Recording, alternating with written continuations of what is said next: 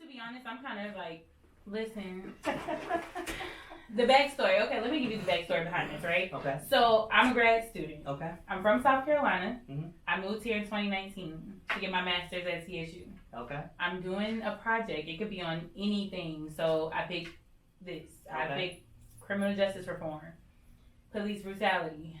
I am like running around like a chicken with my head cut off. Mm-hmm. I have to present this on Friday. So I'm like, the pressure is on and I'm really stressed, but I make it work. Okay. And they told me I had to get an interview. So I was like, okay, let me hit them up and see. And you found us. I found y'all. And how I did you found find y'all us? a long time ago on Google. Okay. And I hit y'all up on Instagram, but nobody ever DM'd me back. Okay. So, I probably need to check the account. You know, Okay. I don't know the settings. The settings might be if you're not a friend, it don't come into like a box where you can see it. I know Makes that's how sense. mine's set up. So. Yeah. Makes sense. Mm-hmm. But okay, we can get started. I'm ready. So basically, you can start off by telling me who you are and how you got to Houston. To be honest, you can tell me that same story. That story leads into it's a good story. My name is RoShawn. I was born in Hollywood, California. I don't remember it, you know, as a kid. I was raised in Flint, Michigan, and I live here in Houston, Texas now, and I'm an activist fighting for justice and equal rights for everyone. Okay. And if you mess up, it's fine. Like, we can, honestly, I'll edit it. You want to scoot up a little bit? Sure. Come on. Sure, I'm sorry. Make sure I'm in the camera. Hold on.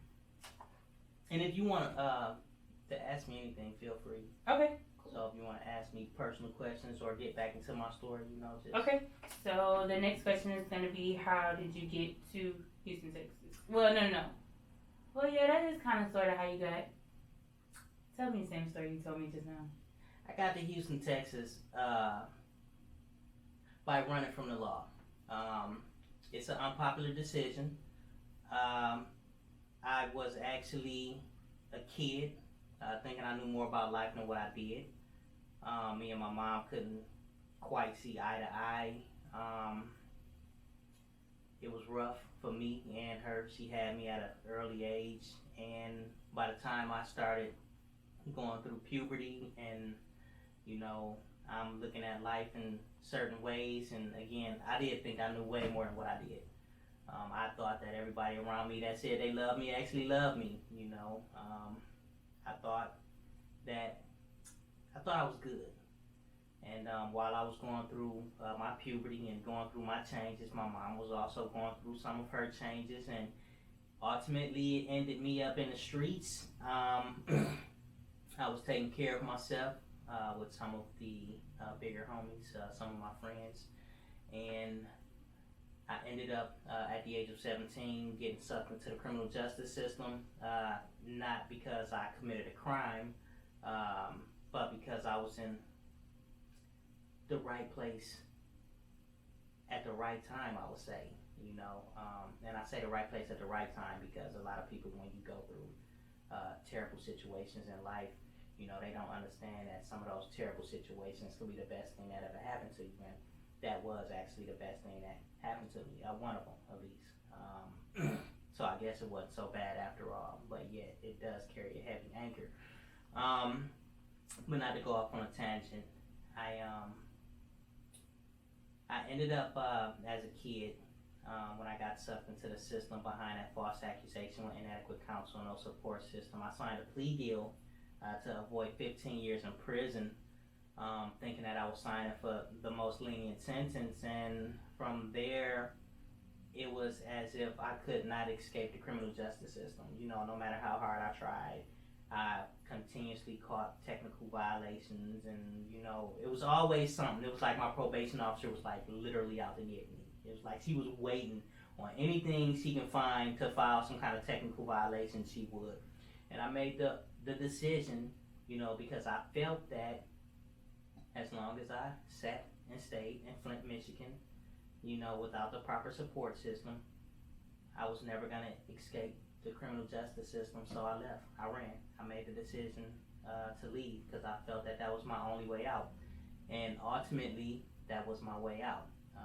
By the time Michigan actually came and got me, I didn't mysteriously catch any more charges of nothing of any kind.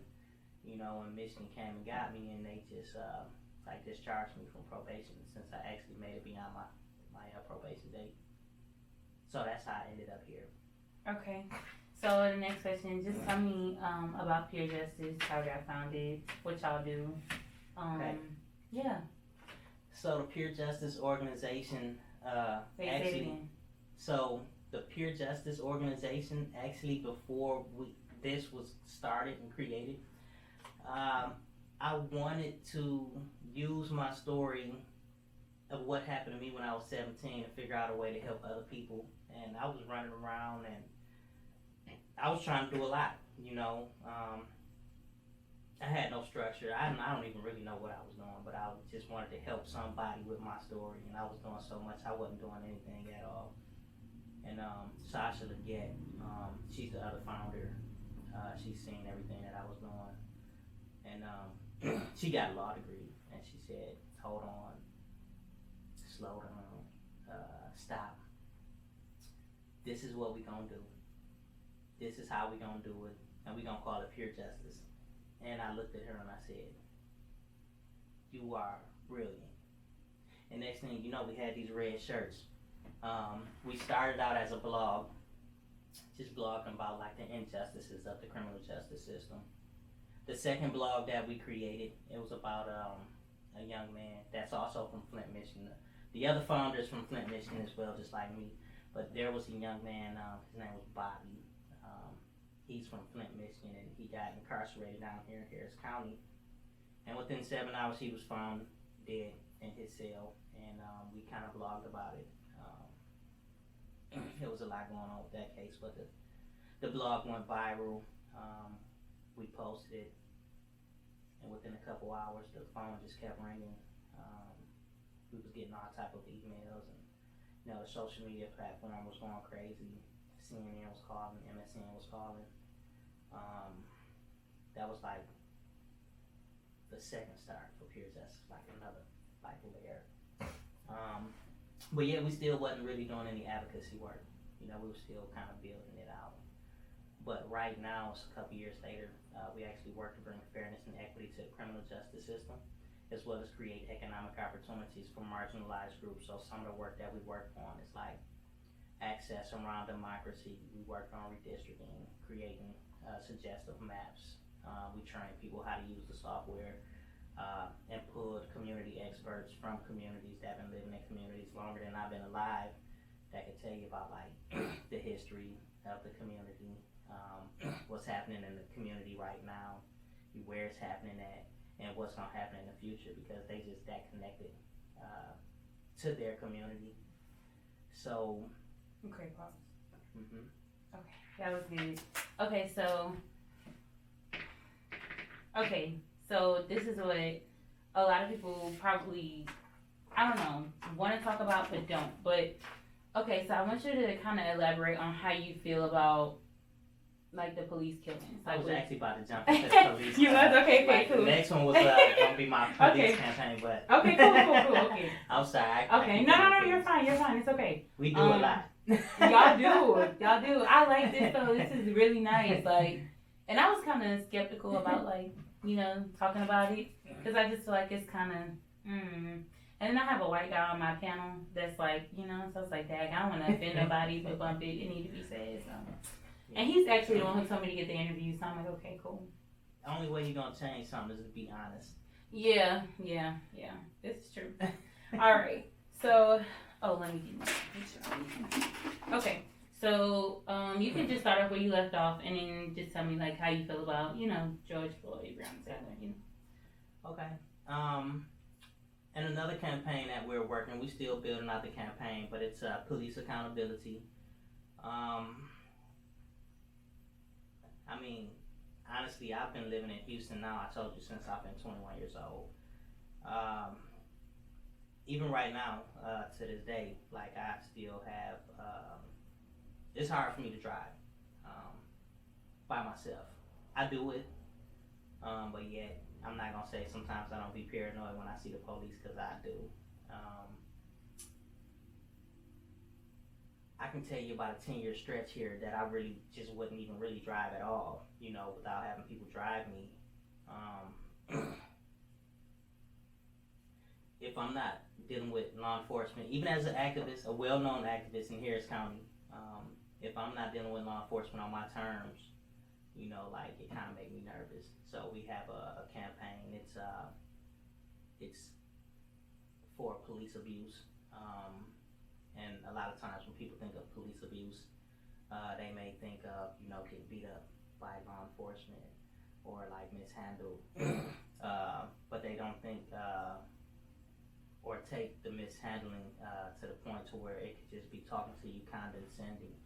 I've been in situations to where I've personally been pulled over by law enforcement where they jumped out with guns, before, they even walked up to my window to see who I am, like as a black man in America getting pulled over, they just instantly hop out with guns drawn, that's police abuse. So we're working on a campaign to prevent police abuse, whether it's law enforcement talking to you condescending, or pulling you over for a traffic stop, tail light out, and they hopping out with weapons, whether they are like beating you up and roughhousing you for whatever reason, and then hitting you with an assault charge that get dropped, or like literally kicking your teeth out. Like we want to stop it. And one way that we're working on it with the Civil Rights Corps, Restoring Justice, and then we have a couple other entities, law firms, to attack this situation. To like, the number one goal is to dismantle racism, and we're taking these cases, and the goal is not to create some civil suit, but it's to like set up like individual civil suits individually, where people actually have like a lawyer that focused on them and their case and what happened. So we figure if we want to like prevent law enforcement from like mishandling people that come from certain communities or certain colors or certain races, we gonna take it each case by case. Oh my God, I'm so glad you said that, because that was gonna be my next thing. So, okay, so my overall project is about police brutality in the Black community and the emotional trauma and the psychological trauma that they do. Mm-hmm. So, like, what do you have to say about the emotional trauma that they cause? Because, like you said, it's not always about, like, the beating. I feel like you have emotional trauma. Of course. I mean, I've been in a situation to where, like, I've literally been a passenger in a car that had flipped over multiple times and landed in a ditch where I had glass shattered in my face. My face was bloody, like, I'm just, like, I messed up from the accident. And when law enforcement come to the scene, instead of asking me, do I need medical attention, the first thing that they want to do is ask me for identification or my background. Like, that's abuse.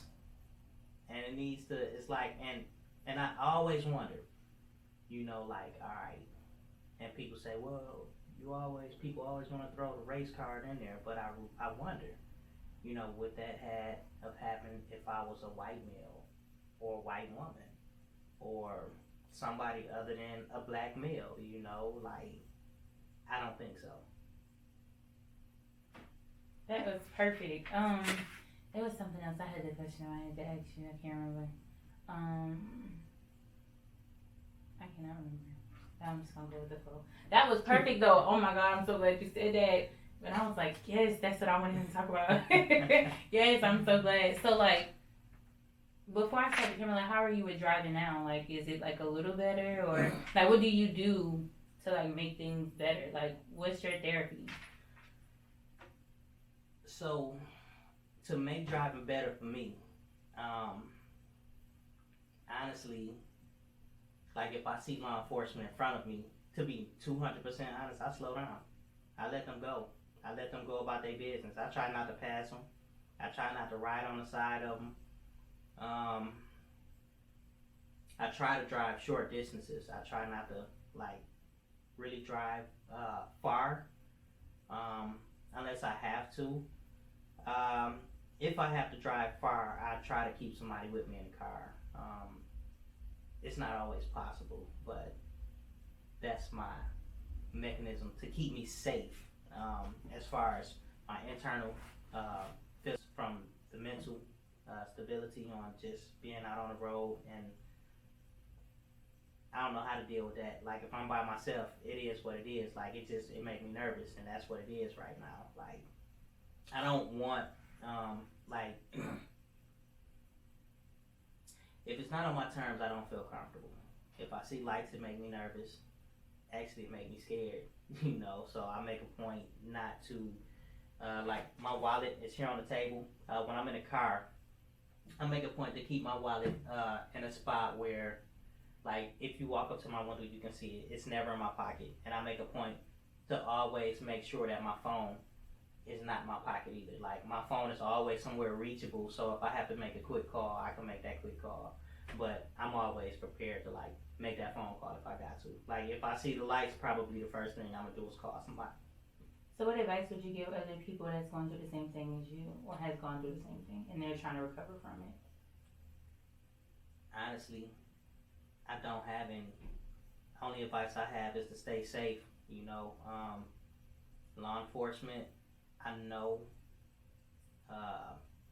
they say the intention is to protect and serve, but I don't quite feel that way. I feel that law enforcement is set up to protect and serve, but are they set to protect and serve you and I? That's where I got the questions at. So, like, that question really depends on who I'm talking to. Like, some people don't got the problems I have, and they'll never understand what I'm talking about. And the only way that I believe the only way we can bring some equity when it comes to law enforcement, first, we have to figure out how to prevent them from doing whatever they want to do. How do you prevent them from doing whatever they want to do? Most people would say, you know, if you want to prevent something, attack the money. I'm thinking, you know, if you get enough complaints in a civil courtroom, there will be some policy change. You really need something written in the books to prevent a lot of stuff that's happening unjustly when it comes to just people coming from certain communities. First, we're over-policed in certain areas. When I go in certain areas, it's like you see law enforcement everywhere. And you go to other areas, you don't see law enforcement unless they're called. I really wouldn't know what kind of advice to give them, but what I can tell you is that, you know, if you experience police abuse of any kind, whether it's verbal abuse, whether it's abuse from them like talking to you condescending any type of way, or like I said, how they get out with guns at a traffic stop because your tail light was out. You know, if you then got in a situation to where they handled you, you know, because they was afraid of you, and then turned around and hit you with an assault charge, or just beat you down for something, I would say you need to call our police accountability hotline. And that police accountability hotline will be, give me 1 second here. That police accountability or abuse hotline is 281-779-4409. Again, that's 281-779-4409. That's my advice. If you find yourself in a situation to where you think you were assaulted, abused, or mishandled by law enforcement, we got operators sitting around waiting to take your call. Just call the abuse hotline at 281-779-4409. That was great. To be honest, I don't really need nothing else because I ain't gonna play the whole thing, but I'm gonna put it on my website. They probably only gonna listen to a little something anyway. Depends on how long the presentation gonna go. But you did great. I'm gonna edit it up and then I'll send it to you. Wait, how am I gonna send it to you? You can text it, email it. Okay, I'll text it to you. However you want. I don't know, but I'm trying to think if there's any more questions I need to ask. I hope I gave you everything. You did. I'm so glad you talked about that mental and emotional trauma. Oh Lord, I'm so glad. I'm trying to think, is there anything else? I'm trying to think of what they might ask me. You know, to be honest, like, and first I like to say, before I say what I was about to say, sometimes I feel like I get beat up on both sides of the fence. You know, because you fighting, you know, a fight for people that have certain issues, that know they got these issues, but yet don't know what they actually need to fix these issues. And then on the other side of the fence, you have these people, you know, that understand certain things, but yet they play on people's intelligence and they do these fear mongering, you know, like a lot of the wealthy people, you know, with better education. When we are talking about certain things and using certain words, you know, they like blow it out of proportion and use it in a way that they know that you're not really talking about, which get other people who may not be as educated thinking about what you said when they know, or some of us know, that these people really plan on the words, right? Like defund the police. That's that's what I wanted to talk to you about. I knew it was something. Okay, how do you feel about defunding the police in general? So, like, in general, defund the police, I think, again, like, people, like, they play on words. Like, some people know exactly what we mean when we say defund the police, but yet they use the words that we say, because words do matter, as a tactic to fearmonger and play on the intelligence of other people who don't know no better. I think when we talk about defund the police, like, that is a must. Like, we put too much money into services that the police is overfunded. We need funds to go in other areas. You know, like, and when we say defund the police, we don't mean abolish law enforcement. We mean take some of the funds from law enforcement and give people grocery stores. Take some of the funds from law enforcement and build some of the schools or the parks in certain areas. When we talk about defund, like, law enforcement, we talk about, like, let's create drug treatment facilities in the communities of the people that's having drug problems so they can actually get to these drug treatment facilities in their neighborhood instead of taking 3 and 4 buses to get to that drug treatment facility. When we say defund the police, we mean, like, not shutting down law enforcement. We talk about bringing resources that we need within our community, because if people had, then a lot of times they wouldn't commit. And if people had, it actually put them in a position to where if you take away the resources, people are in vulnerable positions. But if you can give them things that they need, it's less likely that people will start getting creative in order to find, which get people in trouble. So defund the police, I'm 200% with it. And when I say defund the police, it don't mean shut them down. It means resource some of the funding to much more needed services that people need that'll help them stay out of jail. Agreed. So, with everything that you've gone through, right? What do you tell your children? I mean, with everything that I've been through, so my book, the first book that I wrote, is called Stolen Identity, and it tells you how I was sucked into the system behind that false accusation. But one of the first things that I say in my introduction before you actually get to my book is, many were called, but few were chosen, right? So, like, when I say many were called, but few were chosen, what I'm talking about is, like, I believe life, whatever we go through, is kind of like a job. Like, it's like a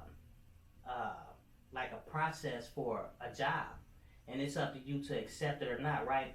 and not to be trying to get super religious, but I truly believe in a God. You know, and I believe that when they say God won't give you more than you can handle, so I'm thinking like when you go through those hard times, it's a lot to be learned from it. So it's up to you. You can allow that to beat you down, or you can grow.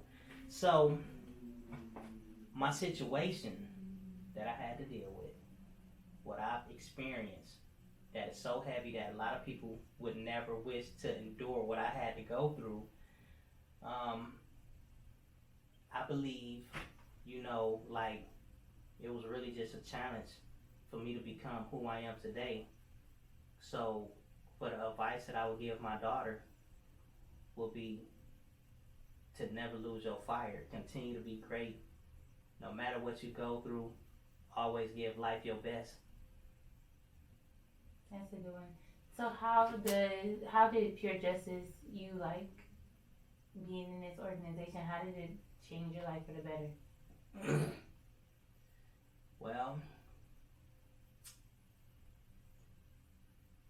I've always been somebody that loved everybody.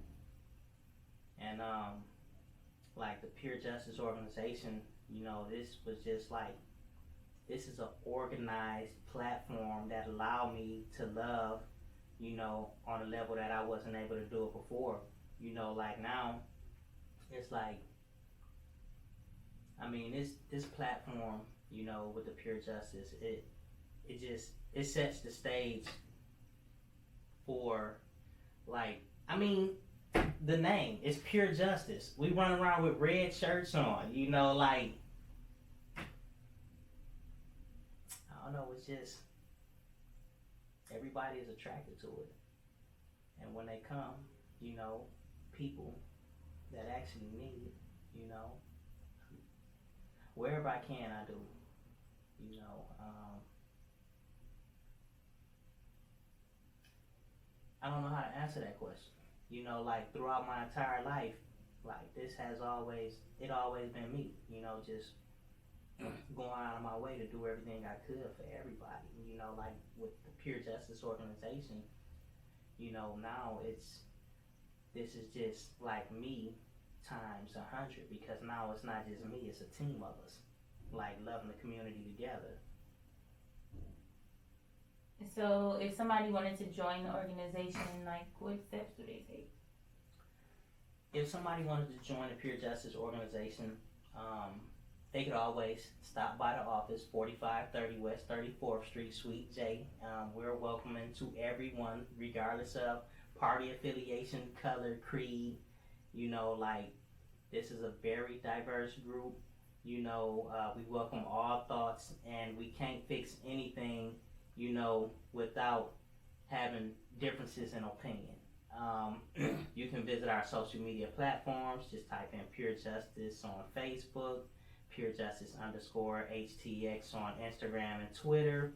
Or you can call the office at 713-370-7490. Again, at 713-370-7490. You can call, you know, talk to us about what we have going, see where you fit in, and you can go from there. Or you can go to our website at purejustice.org.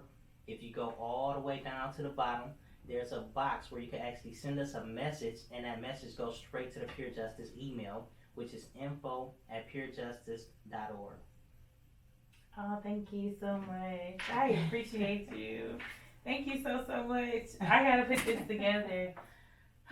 Thank you. I really appreciate you. I didn't think I was gonna get in touch with y'all because I DM'd y'all a month ago, and then I think I did submit something on your website. And I was like, oh Lord, they ain't gonna never hit me back up. Thank you so much. I really, really appreciate you. Seriously, this is a big help. Pray for me. You said you're religious. Please pray for me that I pass this. You will. Whew. Listen, I'm never going back to school again. I'm never going back to school again. It's terrible. I appreciate you. Thank you so much.